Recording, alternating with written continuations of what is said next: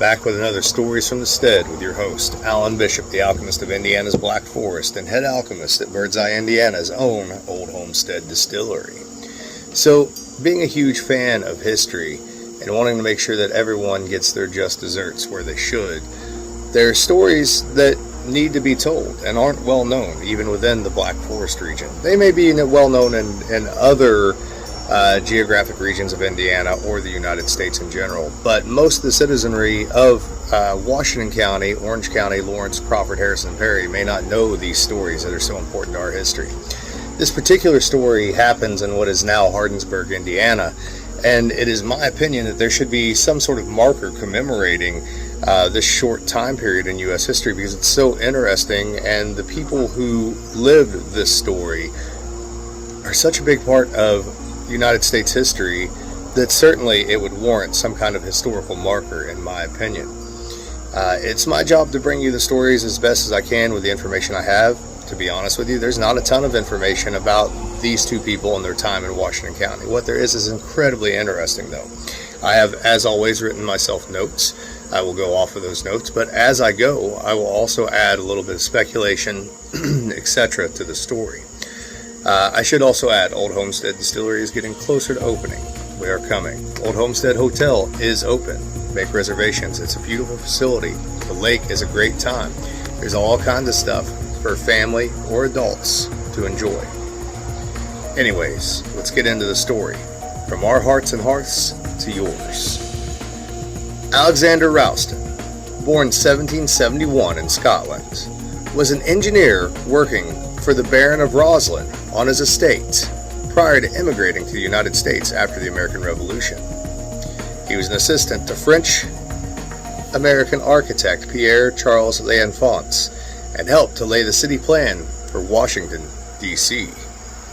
Ralston came to Washington County, Indiana sometime prior to 1815, about a mile outside of modern-day Hardinsburg. It would seem that Ralston had overstayed his welcome in Washington, D.C. by becoming involved in the Aaron Burr conspiracy. Those who are unfamiliar with the Burr conspiracy, it was a plot allegedly at play during the years when Burr was vice president under Jefferson and thereafter. Accusations were that Burr had tried to use his international connections alongside co-conspirators, including planters, politicians, and army officers, in order to establish an independent country in modern-day Texas and parts of the Louisiana Territory. Burr himself admitted only to planning to farm 40,000 acres in the Texas Territory. His career faltering, the conspiracy sunk him to the extent that individual states even threatened to charge him, and effigies of him were burned in public. He sought exile in Europe. Historians claim that he intended to take Texas and part of the Louisiana Purchase for himself, or perhaps even take Mexico, or even the United States. He may have had as many as 7,000 men underneath him, and definitely had the commanding general of the U.S. Army, James Wilkinson, alongside him, although it was a letter from James Wilkinson to Thomas Jefferson that proved his treason. Nonetheless, Ralston left for Kentucky for a new life.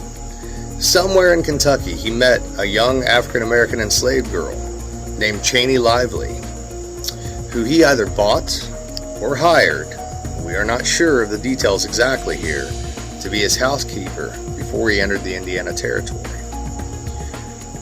Once he was in what is now known as Washington County, Indiana, again, near Hardinsburg, Ralston didn't waste any time in setting up a storefront and an expansive distillery by all descriptors, with 3 pot stills, one of which supposedly was upwards of 1,000 gallons capacity.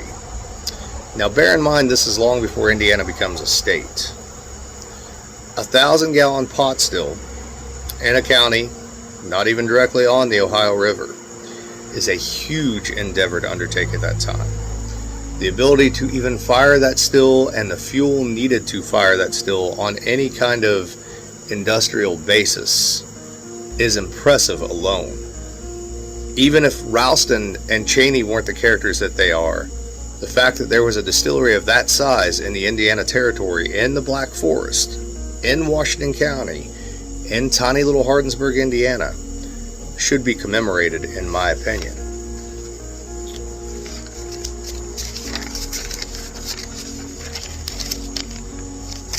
He referred to Cheney, or China, as a partner in this distillery and store, which is really only surprising if you don't understand the history of African American towns and Quaker settlements in this part of the state.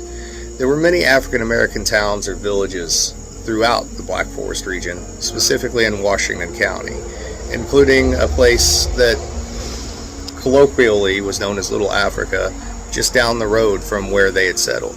There was also another small African American settlement that was very near Hardinsburg that was started by another preacher distiller by the name of Benjamin Radcliffe, which we will talk about soon because it's a hell of a story as well. Cheney helped run both the store and the distillery, despite being otherwise illiterate.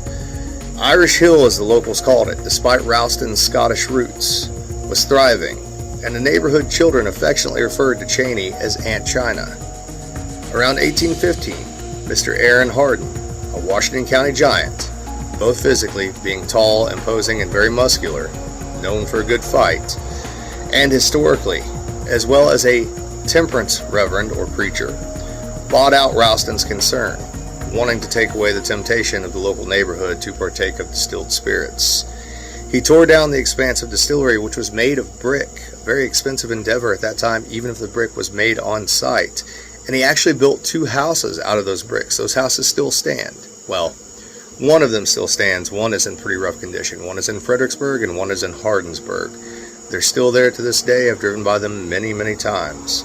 Around 1820, Ralston was actually hired by the state commissioner, Christopher Harrison, to help lay out and survey Indianapolis alongside Elias Pym Fordham.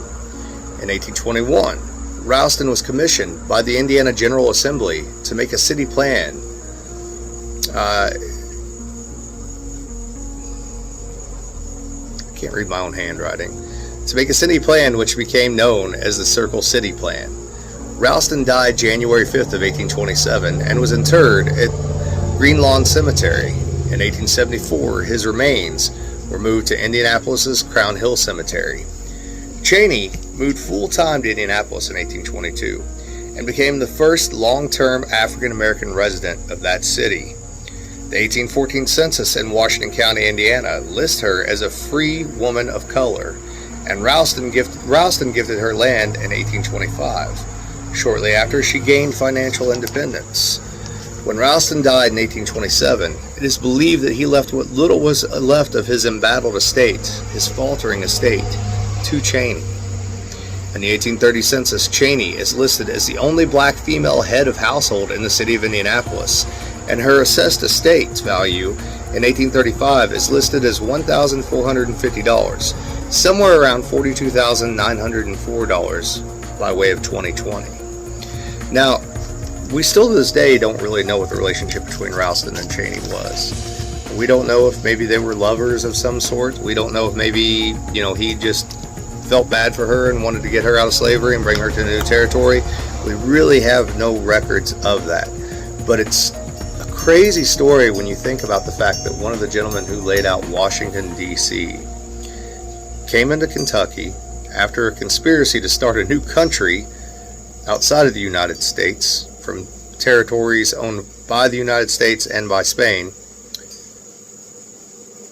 ends up in Washington County, Indiana after freeing a slave girl, living with said African-American lady, which is awesome, starting a store and a distillery alongside her as his partner, and then goes on to lay out the Circle City design that you still see to this day at the heart of Indianapolis. The only difference, obviously, other than the buildings have gotten bigger, is at the center of that circle was the old governor's mansion where the statue sits today. The fact that Cheney went on to become, independent financially, became the first head of household, African-American head of household in Indianapolis, first long-term African-American citizen in Indianapolis, and likely was a distiller, a female African-American distiller, in the territory of Indiana before it became a state is more than impressive enough, outside of even Ralston's accomplishments, to warrant some kind of historical significance, in my opinion. Some kind of marker to let people in Hardinsburg and near Hardinsburg, or traveling through Hardinsburg next to Irish Hill, know that something very special happened there. Hope you guys are enjoying the stories from the Stead stuff. I'm loving doing it. It takes me a little while to research it. A lot of this stuff I've memorized, but some of it I have to go back and go through again because I haven't looked at it in years, like Ralston. And from our hearts and hearths to yours at Old Homestead Distillery, we love you. Later.